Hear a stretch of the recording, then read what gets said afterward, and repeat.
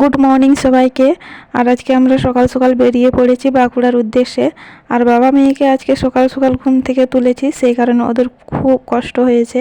দুজনে আমার সাথে একদম খুব কম কথা বলছে, কারণ অনেক সকালে উঠতে হয়েছে আমাদেরকে। আর এই দেখো তনুসোনা এখানে একাই বসে আছে। বরাবর আমাদের স্টেশন থেকে বাঁকুড়া পর্যন্ত একাই বসে এসছে, কারো কোলে আসেনি, না ওর পাপার কোলে না আমার কোলে। তো এর সাহসিকতা দেখে আমার তো খুবই অবাক লাগলো, কারণ ওর একটুকুনো ভয় হচ্ছে না। পাশ দিয়ে যে ট্রেন চলে যাচ্ছে, এক্সপ্রেসগুলো এত বাতাস দিচ্ছে, তাও তনুসোনা কিন্তু একটি বারের জন্য ভয় করেনি। আর এই দেখো কত সুন্দর বসে বসে লেস খাচ্ছে। আর লেস কিনে দেওয়ার কারণ হলো এটাই, যে ট্রেনের মধ্যে যে হকারে উঠছে সেই হকারকে মানে ডাকছে, মানে চা আনলে চা খাবে, ঝালমুড়ি আনলে ঝালমুড়ি খাবে, এরকম একটা ব্যাপার।